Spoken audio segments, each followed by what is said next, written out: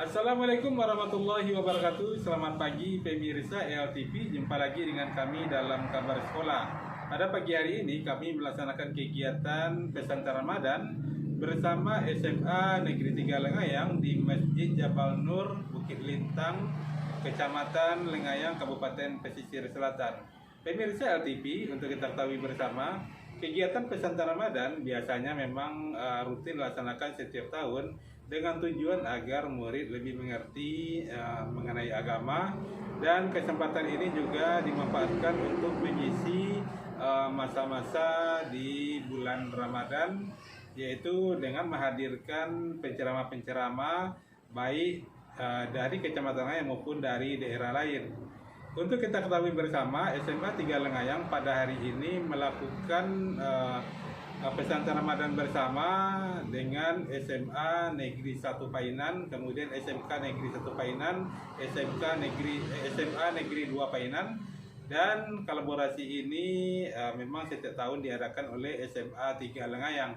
Oke pemirsa, tidak lama-lama lagi, marilah kita saksikan pesantren Ramadan yang digelar di Masjid Jabal Nur, Kecamatan Lengayang, Kabupaten Pesisir Selatan bersama SMA Negeri 3 Lengayang. Oke, marilah kita saksikan bersama-sama. Assalamualaikum warahmatullahi wabarakatuh.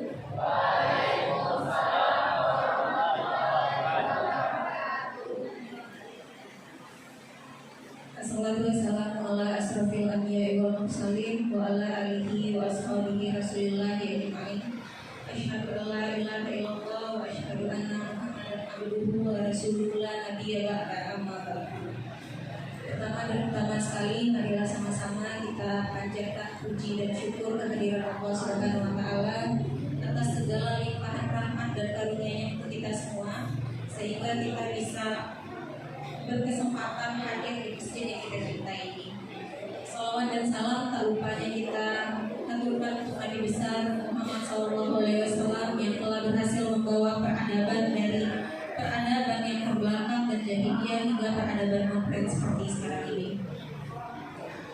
Pertama-tama yang saya hormati Ibu Kepala Sekolah SMA 3 Lengayang, yang saya hormati Bapak Ibu SMA 3 Lengayang, yang saya hormati Bapak Ibu Wakil SMA 3 Lengayang, dan yang saya hormati Bapak Ibu dari beberapa sekolah yang turut hadir meramaikan pesantren Ramadan kita pada kesempatan hari ini. Teristimewa anak-anak yang Ibu cintai yang hari ini berkesempatan hadir dalam meramaikan masjid kita di acara pesantren Ramadan ini. Baiklah, sebelum kita masuk ke materi kita hari ini, Ibu mau tanya, anak-anak semua itu mencatat materi hari ini kan? Ada di bawah buku pesantrennya? Ada yang nggak bawa? Siapa yang bawa? Coba angkat tangan. Yang bawa? Siapa yang bawa?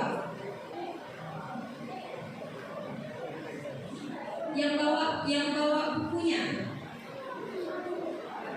Oh, anak-anak ibu yang laki-laki kiri dan kanan nggak bawa berarti. Kiri kanan ya. Oke.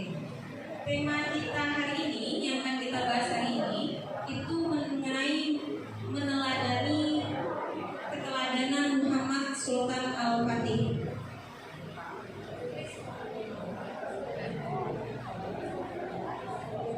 Nah, sebelum Ibu masukin pada materi kita, Ibu mau tanya, ini mengenai sejarah Muhammad Sultan Al-Fatih itu sudah sering disampaikan kan?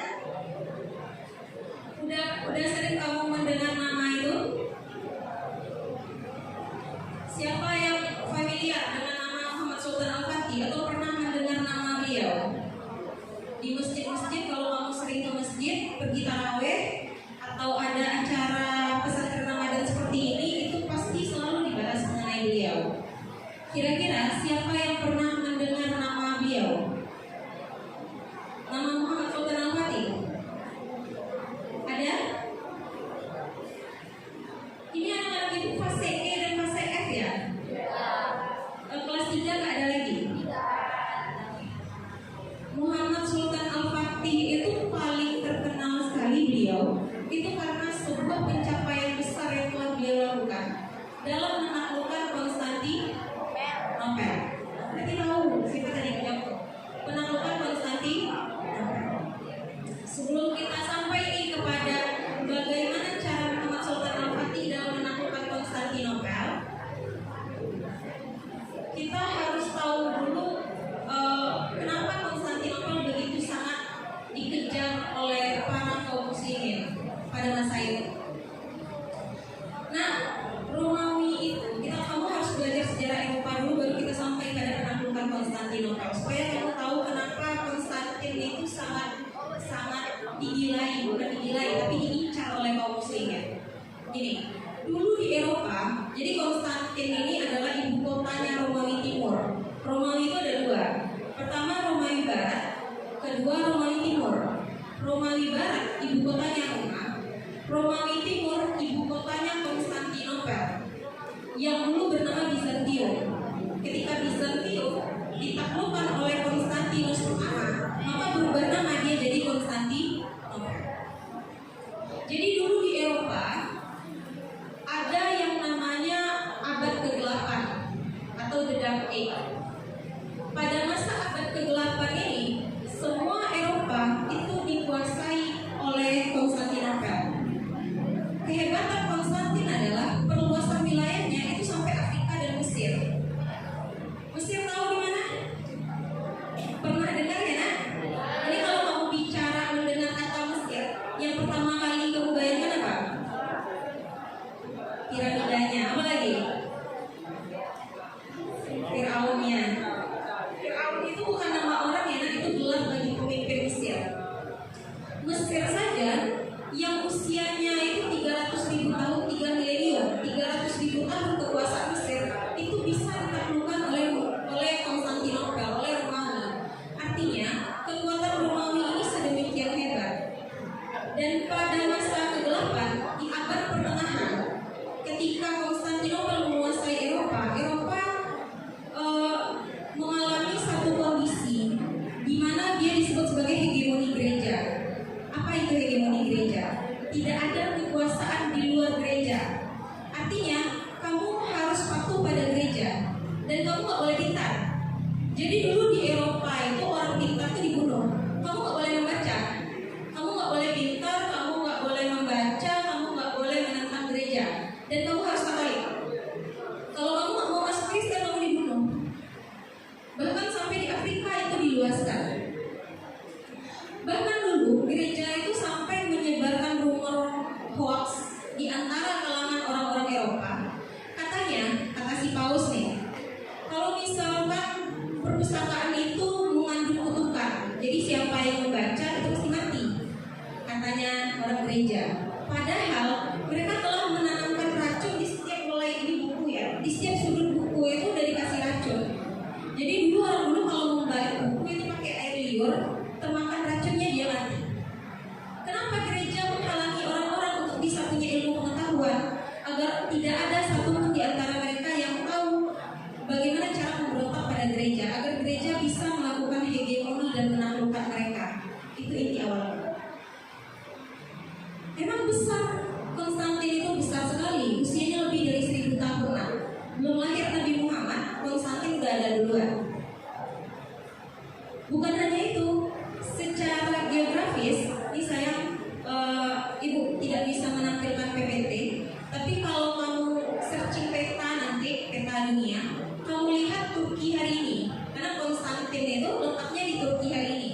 Kamu lihat peta, Konstantinopel itu letaknya di dekat atau di tepi Selat Bosporus.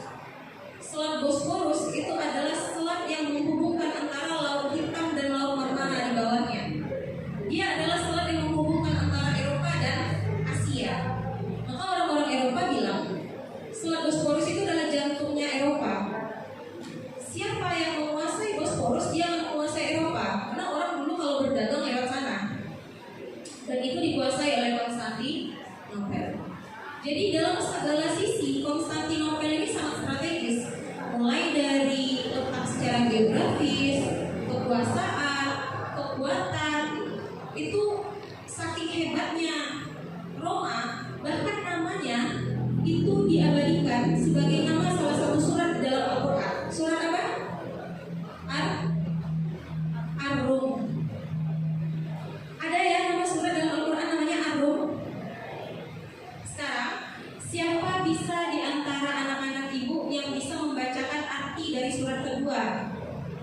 dari ayat kedua surat Ar-Rum. Ada yang bawa Al-Quran? Ada yang bawa Al-Quran di sini? Atau Al-Quran di HP lah, boleh juga. Siapa yang mau? Ayo, anak SMA itu harusnya lebih berani. Kamu belajar mengenai keteladanan Muhammad Sultan Al-Fatih. Muhammad Sultan Al-Fatih seusia kamu sudah menguasai 6 bahasa. Seusia kamu, beliau sudah menguasai strategi perang. Beliau sudah membaca banyak sekali buku. Itu seusia kamu. Usiamu berapa sekarang? 16, 17, oh sweet 17 ya. 17 tahun. 17 tahun tuh harusnya ingatannya lagi segar-segarnya untuk belajar. Fase dimana lagi ambisiusnya. Harus jadi anak ambis kalau mau sukses nah. Siapa yang bersedia?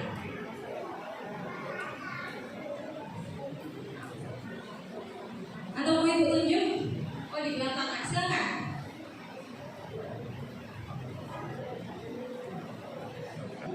أعوذ بالله من الشيطان الرجيم بسم الله الرحمن الرحيم غلبت الروم صدق الله العظيم.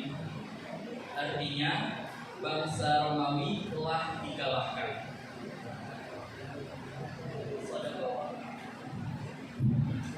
Oke, terima kasih untuk anak ibu yang barusan membaca ayatnya. Bangsa Romawi telah dikalahkan. Itu surat yang turun 825 tahun sebelum penaklukan Konstantinopel. Sebelum Muhammad Sultan Al-Fatih lahir, Tuhan turunkan ayat itu. Untuk apa? Mendukung Nabi. Karena Nabi Muhammad sebelumnya berkata bahwa suatu hari Konstantinopel akan ditaklukkan oleh seorang laki-laki yang namanya sama dengan namaku, yang dia adalah sebaik-baik pemimpin dan pasukannya adalah sebaik-baik pasukan. Itu dikatakan oleh Nabi Muhammad 825 tahun sebelum penaklukan itu. Tapi karena orang-orang kafir Quraisy ini tidak percaya masa iya, Konstantin itu luar biasa hebat. Mesir raja kalah sama dia. Raja terakhir Mesir itu Cleopatra ke-7. Bisa dia libas. Afrika dia kuasai, masa iya dikalahkan oleh umat Islam yang bahkan waktu itu belum bisa menaklukkan Mekah.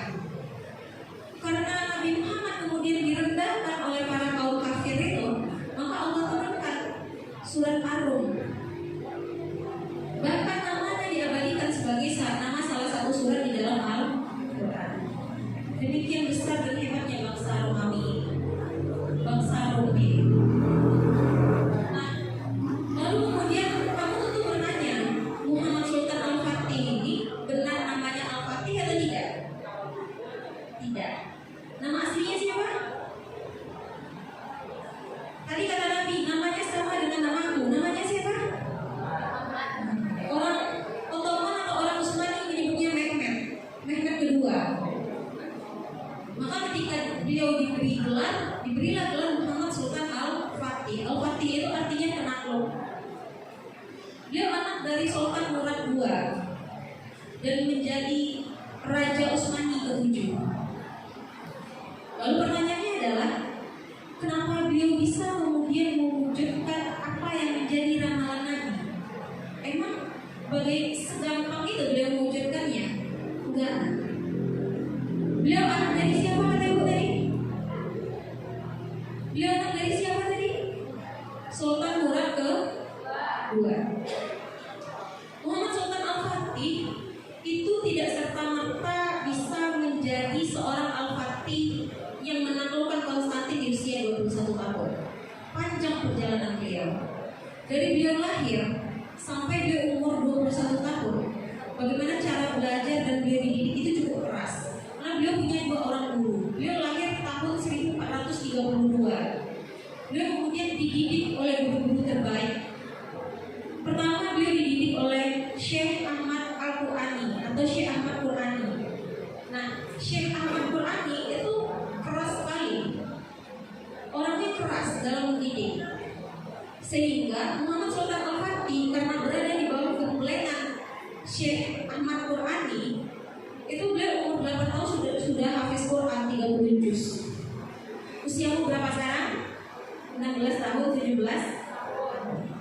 Sudah berapa juz teman-teman? Juz 30 apa? Yang sampai Anas? Siapa yang hafal 1 juz di sini? Siapa yang hafal 2 juz? Nggak ada. Siapa yang hafal setengah juz? Nggak satu, nggak lah, setengah. Ayat pendek hafal ibu. Siapa? Ada anak ibu di sini? Yang hafal setengah juz, minimal setengah juz 30? Ada? Ada. Sedang angguk bagi tunjuk. Tapi nggak berani tunjuk tangan. Ibu juga nggak akan tunjuk aku maju ke depan. Tapi ada ya. Semoga ditingkatkan lagi supaya kamu nanti bisa hafal 30 juz. Karena ada banyak kesempatan itu buka untuk kamu ketika kamu bisa hafal Al-Quran. Bisa banyak dapat beasiswa, bisa masuk beberapa universitas negeri, jalur hafiz kalau kamu hafal. Nah, Muhammad Sultan Al-Fatih atau Mehmet II ini itu berada di bawah kepelenggan Syekh Ahmad Qur'ani, dan beliau dididik dalam bidang fikih, hadis, dan Al-Quran di bawah beliau. Sementara di bidang sejarah beliau kemudian dididik oleh Syekh Aksamsuddin. Syekh Aksamsuddin adalah guru beliau yang sangat pakar sekali di bidang botani, sejarah, di bidang astronomi. Beliau pakar di bidang itu. Dan Syekh Aksamsuddin punya pengaruh luar biasa terhadap Muhammad Sultan Al-Fatih hingga beliau menemukan Konstantin umur 21. Itu Syekh Aksamsuddin itu mengawal beliau. Ketika usia 8 tahun, usia 9 tahun, Syekh Samsuddin ini sering mengajak Muhammad Sultan Al-Fatih untuk bisa melihat Hagia Sophia dari kejauhan. Oke, bisa ibu lanjutkan? Bisa ya? Anak kalau kamu bicara, anak ibu bicara, walaupun ibu pakai mikrofon nih, ibu kalah sama kamu. Kamu banyak ibu sendiri. Lanjut kita? Sampai di mana terakhir tadi? Sampai mana? Hagia Sophia. Syekh Aksamsuddin ini sering sekali waktu kecilnya, waktu Mehmet kecil itu diajak untuk melihat Hagia Sophia dari kejauhan karena nggak bisa dekat. Jadi Hagia Sophia ini katanya Mehmet II, katanya Al-Fatih itu seperti kubah apel karena kubah itu warna merah. Apa kata gurunya Syekh Samsuddin? Kakek buyutmu berusaha untuk menaklukkan benteng itu, tapi kalah. Ayahmu juga berusaha untuk menaklukkannya, tapi kalah. Aku tiap hari sholat tahajud dan berdoa pada Tuhan agar suatu hari nanti pria yang diramalkan oleh Nabi Muhammad adalah kamu. Itu kata Syekh Samsuddin. Dan itu terdoktrin masuk ke otaknya Al-Fatih dari kecil. Sehingga cita-cita beliau cuma satu, menaklukkan Konstantin, membuktikan bahwa hadis Nabi itu benar, membuktikan bahwa Nabi kita tidak pernah bohong. Walaupun ucapan itu diucapkan ratusan tahun sebelumnya. Itu ditanamkan dari beliau. Ketika Muhammad Sultan Al-Fatih berusia 12 tahun, ayahnya siapa tadi nak? Siapa nama ayahnya? Dekari lah, nak ibu lah, bu, dan terang ada. Siapa nama ayahnya? Sultan Murad II. Sultan Murad II itu membuat perjanjian ketika Muhammad Sultan Al-Fatih berusia 12 tahun, membuat perjanjian dengan gereja. Perjanjiannya apa? Kita buat perjanjian damai dalam jangka waktu 10 tahun ke depan tidak ada perang. Dalam jangka waktu 10 tahun ke depan tidak ada perang antara Muslim dan gereja. Itu perjanjian damai. Gara-gara perjanjian damai itu, beberapa wilayah Utsmani atau Ottoman kemudian melepaskan diri. Sultan Murad II frustasinya di sana. Dan satu lagi, Murad II ini tidak pakar di bidang politik. Beliau nggak condong ke sana. Murad II ini justru lebih condong ke seni. Beliau nggak bakat di bidang politik. Karena itu beliau kemudian menyerahkan tampuk kekuasaannya kepada anaknya Mehmet II, Muhammad Sultan Al-Fatih ketika berusia 12 tahun. Tapi sayangnya, ketika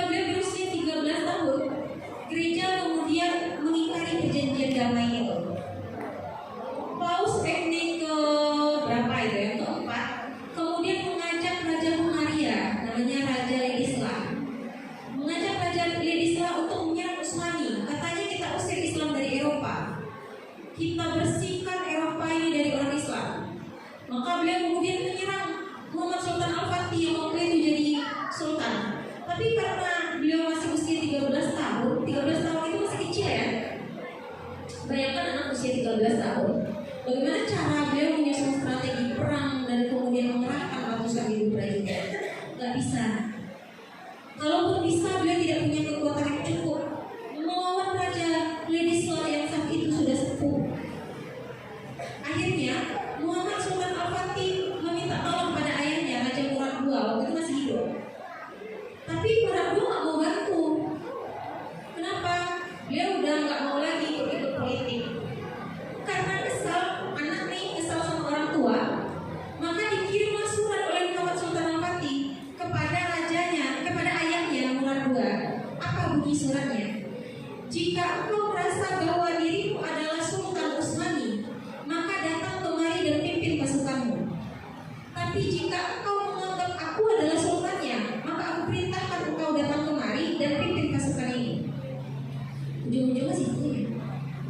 Cerdas sekali remaja usia 13 tahun ini.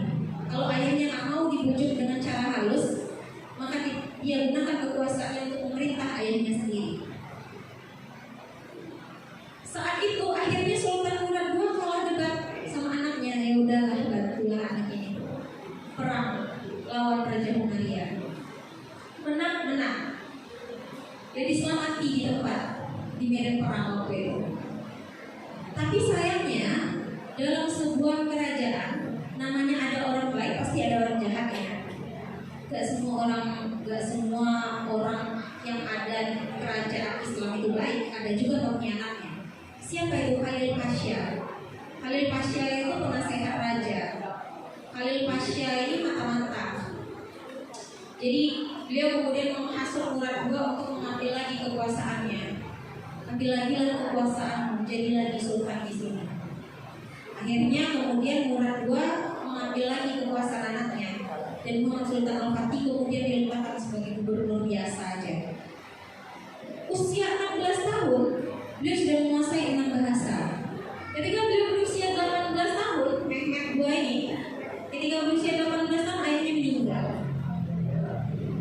Karena ayahnya meninggal, maka beliau kemudian mengambil alih kekuasaan itu. Karena beliau sebelumnya sudah pernah jadi sultan di usia 12. Dari tahun-tahun itu beliau mulai ambis untuk mengejar mimpinya. Jadi dalam hidup ini kamu kalau nggak ambis susah loh. Harus ambis. Bahkan ibu kalau ngajar di kelas itu ibu paling suka sama anak yang ambis. Kalau pintar itu bawaan ya. Jadi orang pintar itu biasa dia jadi pintar karena 2 faktor biasanya. 1 karena genetik, 2 karena dia rajin. Itu kalau orang pintar. Nah genetik kalau ibu pintar kamu pasti pintar. Karena kecerdasan itu biasanya kata para ahli itu diturunkan dari ibu. Jadi kalau ibu pintar, kamu pintar. Kedua rajin. Itu kalau anak pintar. Tapi kalau anak ambis, terserah genmu seperti apa. Kalau kamu ambis, itu lebih suka sama orang yang seperti itu. Jadi dia kalau punya cita-cita dia kejar terus. Kalau di kelas dia aktif terus. Guru menyampaikan pelajaran dia bertanya. Gue paling suka sama anak yang bertanya. Anak bertanya itu biasanya otaknya lebih jalan daripada anak yang menjawab. Nah, kamu harus rajin-rajin pertanyaan di kelas. Pertanyakan segala hal. Oke? Ambisnya Muhammad Sultan Al-Fatih itu gak kaleng-kaleng nah. Ketika beliau jadi raja lagi, ketika ayahnya meninggal, beliau masih dikawal oleh gurunya Syekh Samsuddin. Dikawal terus. Dan beliau mulai menata pasukan untuk bisa menaklukkan Konstantinopel sampai di tahun 1453 ketika Konstantin ditaklukkan. Ketika itu beliau membawa 250.000 pasukan. Dan sebelumnya beliau sudah mengirim surat nih kepada Raja Konstantinus ke-11. Waktu itu beliau yang jadi rajanya. Kirim surat bahwa beliau mengirimkan atau menawarkan beberapa perjanjian. Di antaranya kamu mau nyerah atau perang? Masa iya beliau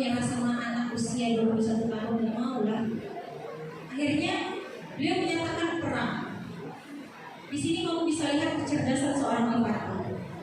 Bagaimana cara dan taktik beliau menembus benteng 3 lapisnya Konstantinopel. Konstantinopel itu bentengnya 3 lapis. Lapis pertama itu benteng yang pertama. Dari lapis pertama ke lapis kedua itu ada parit. Paritnya itu lebarnya itu sekitar 5 meter atau 6 meter, dalamnya 10 meter. Baru nanti benteng kedua lagi, baru nanti benteng ketiga lagi, berjenjang dia. Tebalnya jangan ditanya lagi. Nah, benteng itu dibangun tahun 330 Masehi. Tahun 1400-an masih ada. Kuat nggak tuh bentengnya? Kuat sekali. Maka kemudian Al-Fatih berusaha untuk menembus benteng itu dari berbagai sisi. Beliau mengumpulkan 250.000 pasukan, dan sebelumnya beliau membuat surat perjanjian dengan para pemimpin di sekitaran Konstantinopel. Perjanjiannya sederhana. Kami mau taklukkan Konstantin, kamu jangan ganggu kami. Semua beliau kirimkan surat itu ke Venesia, beliau kirimkan ke Galata, beliau kirimkan. Target kami cuma satu, mengambil Konstantin. Tadi Ibu bilang Konstantinopel itu berada di sebuah selat yang dikatakan sebagai jantungnya Eropa. Nama selatnya apa? Bosporus. Selat Bosporus ini itu adalah selat yang menghubungkan antara Laut Hitam di tengah dan Marmara di bawah. Di sebelah sisi kirinya itu ada Asia, di sebelah sisi kanannya itu ada Eropa. Untuk bisa menghalangi pasukan bantuan dari atas, dari Laut Hitam, maka beliau kemudian menutup jalur dari Laut Hitam, ditutup oleh Muhammad Sultan Al-Fatih. Dan kemudian Konstantinopel, agar Muhammad Sultan Al-Fatih juga tidak bisa masuk membawa kapal-kapalnya, beliau bawa kapal berapa? 400 kapal. Beliau bawa kapal 400 kapal untuk bisa menembus Selat Bosporus dan menghantam bentengnya Konstantinopel. Tapi kemudian Konstantin ini gak mau kalah, beliau pasang jerat, pasang rantai besi besar sekali besinya itu dipasang di sepanjang pintu masuk menuju Bosporus. Saya kira nggak ada peta ya. Kalau ada peta kamu bisa lihat nanti, atau kalau kamu mau lihat petanya sekarang juga boleh. Asal fokusnya tetap ke depan. Atau nanti juga boleh setelah materi ini kamu lihat petanya. Itu di jalur masuk dari Mataram dihadang sama rantai besar yang dibuat oleh Konstantinopel, karena beliau berusaha untuk menghalangi 400 kapal masuk ke sana. Dan inilah kecerdasannya Muhammad Sultan Al-Fatih. Beliau menggunakan papan-papan yang telah dilapisi minyak. Kata beliau, kita geret ini kapal-kapal naik ke puncak Tanduk Emas di Galata. Gimana caranya? Kata orang gila. Masa iya kapal naik bukit? Kamu bayangin aja kapal naik bukit kayak apa bentuknya ya, dengan 400 pula. Nah, untungnya waktu itu beliau saking cerdasnya, kata beliau, kita kasih papan yang telah kemudian dikasih minyak atau oli, digiring. Akhirnya dalam satu malam beliau berhasil mengumpulkan 70-75 kapal naik ke puncak Tanduk Emas di Galata. Sehari beliau lakukan itu sampai 400 kapal nanti bisa menuruni puncak Tanduk Emas masuk ke perairan Konstantinopel. Kamu bayangin aja, ini ibaratnya Selat Bosporus, atau meja ini Selat Bosporus. Di sisi ini sisinya Laut Hitam itu udah disekat. Di sisi Marmara ini itu juga udah disekat sama rantai besi besar. Nah, anggap kasih ini adalah bukit Galata. Beliau berjalan dari sana. Itu udah disekat, nggak bisa masuk. Supaya bisa masuk, berputar dari sini naik ke sini, turun lagi ke bawah. Susah ya? Kalau dibayangkan tak masuk akal di zaman itu. Tapi pertolongan Allah nggak ada yang sia-sia. Beliau berhasil membayarnya. Menurut kamu, kalau dari segi laut, Muhammad Sultan Al-Fatih menang atau kalah? Menang atau kalah? Kalah. Walaupun beliau membuat 400 kapal, tapi Muhammad Sultan Al-Fatih itu dia nggak bisa menandingi kekuatan militernya siapa tadi? Konstantinopel. Karena Konstantin itu dia sudah beratusan tahun bergerak di bidang itu, karena beliau karena Konstantinopel itu terletak di dekat Selat Bosporus, yang itu adalah selat yang dilalui oleh para pedagang. Jadi buat kapal itu hal yang biasa bagi mereka.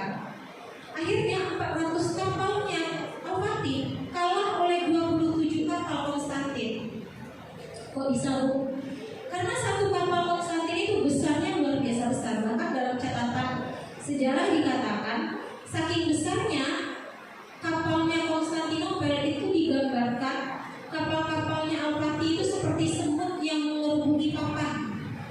Besar sekali. Akhirnya beliau dari segi laut kalah. Oke, nggak patah semangat. Dari segi darat kita lihat secara Al-Fatih. Al-Fatih kita tolong pada seorang sebelumnya. Al-Fatih kita tolong pada seorang pembuat senjata namanya Orban, orang Kristen Ortodoks. Aku mau tanya nih, semua di sini Islam? Ada yang non Muslim? Gak ada? Kristen itu ada berapa jenisnya? 3. 1 Katolik, 2 Protestan, 3 Ortodoks. Protestan itu nantilah kita bicarakan. Itu waktu Martin Luther King memberontak pada Katolik itu, baru nanti Katolik pecah jadi 2. Satu Katolik, 2 Protestan. Ortodoks. Orang Ortodoks sejak tahun 1200 itu udah benci sama Katolik. Udah gak suka dia sama Katolik. Akhirnya apa? Kemudian Ortodoks bekerja sama dengan Islam untuk menciptakan sebuah meriam terbesar namanya meriam Basilika yang dibuat oleh si Orban. Dia dibayar mahal tuh sama Al-Fatih. Buat saya sebuah meriam besar untuk menghancurkan benteng-benteng itu. Menurut kamu berhasil atau gagal? Berhasil atau gagal? Sempat berhasil karena temboknya sempat berubah. Itu strategi kedua. Strategi ketiga, dia membuat sebuah benteng berjalan. Benteng itu apa? Benteng apa? Benteng itu tempat biasanya orang-orang jadi pusat militer ya.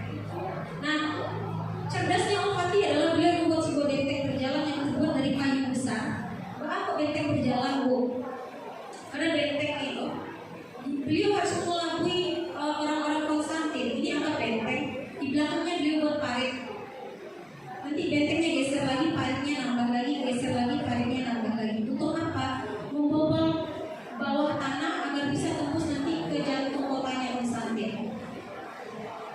Beliau sempat mengalami patah semangat, tapi gurunya S.T. Samsudin kemudian berusaha untuk menguatkan beliau lagi. Bahkan di detik-detik terakhir beliau, ketika beliau sudah hampir menyerah karena sudah beliau menaklukkan Konstantin dalam waktu 53 hari. Di detik-detik terakhir, Syekh Samsudin mengajak Muhammad Sultan Al-Fatih berjalan-jalan di sekeliling tembok Konstantin dan beliau katakan, semalam saya bermimpi katanya. Saya bermimpi bahwa kakek buyutku dikuburkan di sini, maka disuruh orang gali kuburan di sana. Ternyata ya, dikuburkan sebuah makam itu dari kakek buyutnya Muhammad Sultan Al-Fatih, dikuburkan di dekat itu karena kakek buyutnya itu pernah berjanji dulu bahwa suatu saat ini benteng Konstantin akan ditaklukkan oleh keturunannya dan saya ingin mendengar bentuk-bentuk pedang itu katanya, maka kuburkan saya di dekat benteng Konstantin. Maka beliau semangat lagi. Tanggal 27 Mei tembok itu berhasil dilubangi. Tanggal 28 beliau bilang, tanggal 28 kita hentikan perang. Semua berhenti perang. Tanggal 28 kita puasa sunnah. Nah, kamu tahu nggak? Pasukan Muhammad Sultan Al-Fatih itu dia punya pasukan khusus, namanya pasukan Janisari. Yang semuanya itu tiap hari tahajud. Lalu kemudian beliau suruh semua pasukannya kita tanggal 28 Mei itu kita puasa sunnah, malamnya jam 2 subuh kita sholat tahajud. Paginya kita sholat subuh. Dan dalam catatan sejarah, sholat subuh tanggal 29 Mei itu adalah sholat subuh terpanjang dan terlama dalam sejarah yang diimani langsung oleh Muhammad Sultan Al-Fatih. Kemudian beliau berpidato bahwa pilihan hanya dua, mati di bawah runtuhan ini atau kita rebut kota Konstantin itu.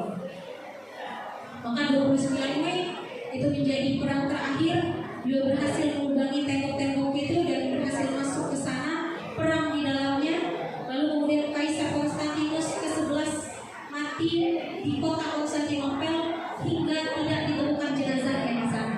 Di mana jenazahnya nggak ada yang tahu. Konstantinopel berhasil ditaklukkan. Apa? 29 Mei 1453. Maka ketika pertama kali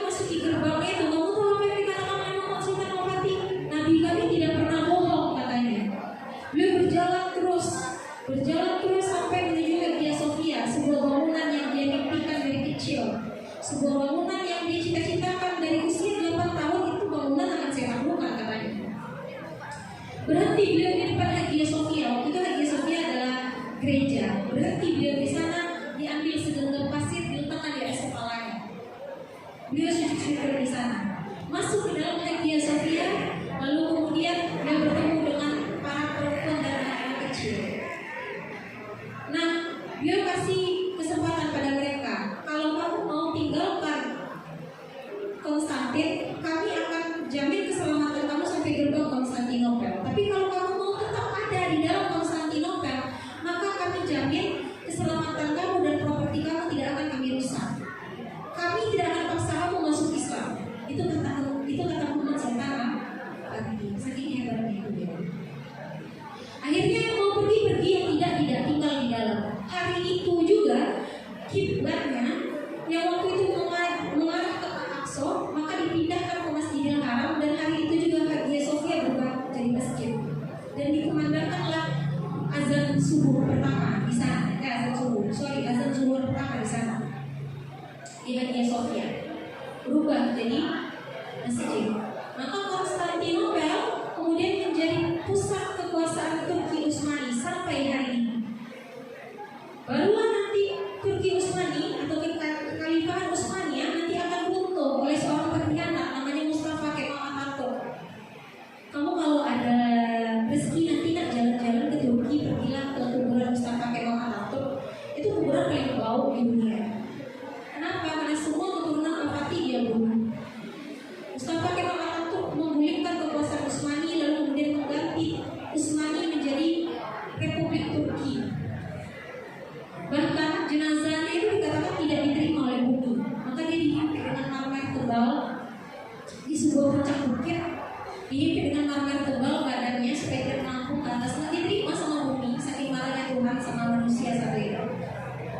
Maka kemudian sampai sekarang dia dikatakan sebagai makam terbusuk di dunia, itu makamnya Mustafa Kemal Atatürk yang ada di Turki.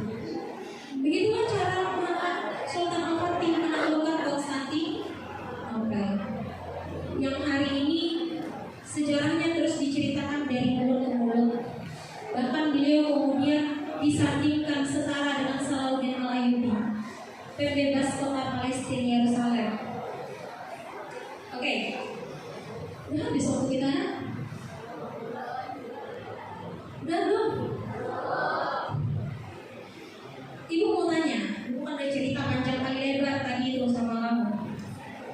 Ada cerita panjang kali lebar sama kamu bagaimana seorang Al-Fatih kecil sampai beliau remaja, yang kemudian sama ayahnya sama-sama bergerak untuk mempertahankan Utsmani yang merebut Konstantin. Bagaimana hebatnya Konstantinopel sampai tidak ada satu orang pun yang menyangka bahwa dia akan jatuh, lalu jatuh nanti ke tangan umat Islam.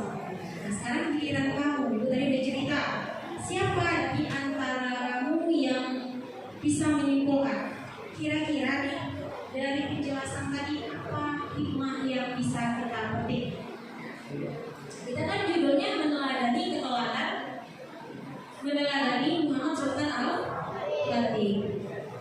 Nah, siapa yang mau? Siapa yang bisa angkat tangan? Salah nggak apa-apa ya, anak masih SMA kan? Anak SMA salah wajar, namanya juga belajar. Siapa yang baik?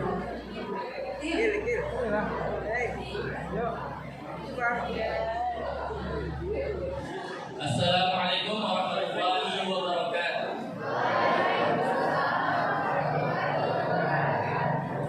Sebelumnya perkenalan diri teman-teman dan adik sebelumnya. Perkenalkan, nama saya Taufik Al-Fahri Putra, biasa dipanggil Putri. Saya berasal dari SMK Negeri 2 Baina.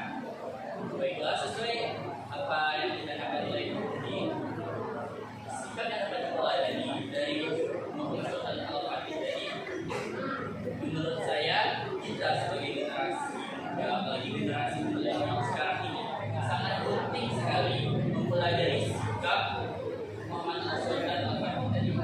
Salah satunya adalah sikap pantang menyerah dalam memperjuangkan agama, terutama agama yang diridhoi oleh Allah, yaitu Islam. Lalu sikap untuk selalu mempercayai hadis-hadis yang diungkapkan oleh Nabi Muhammad SAW. Kita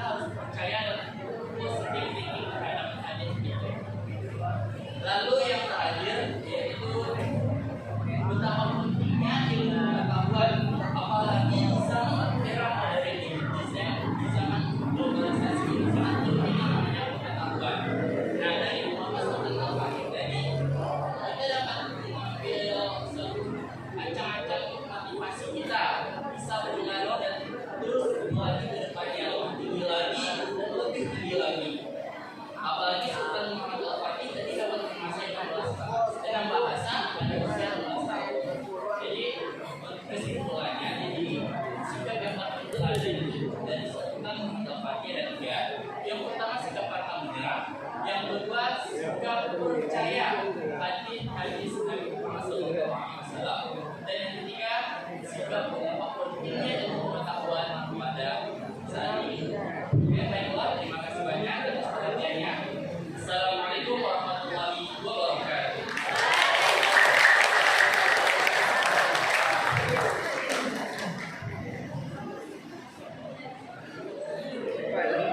Sekali lagi untuk menanggapi pertanyaan teman-teman semua, wabillahi taufiq wal hidayah. Assalamualaikum warahmatullahi wabarakatuh.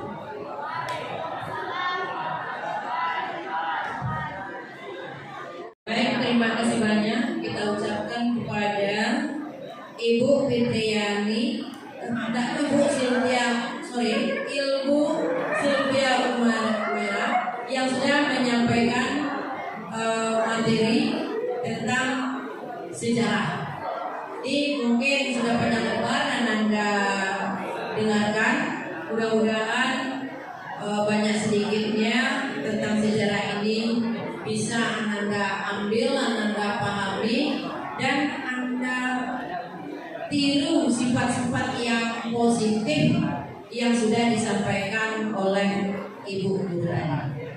Ya, kemudian untuk selanjutnya acara kita adalah duduk berkelompok kembali dengan ibu-ibu pendampingnya untuk melanjutkan penyampaian bacaan ayat-ayatnya atau surat yang sudah diwajibkan untuk Ananda.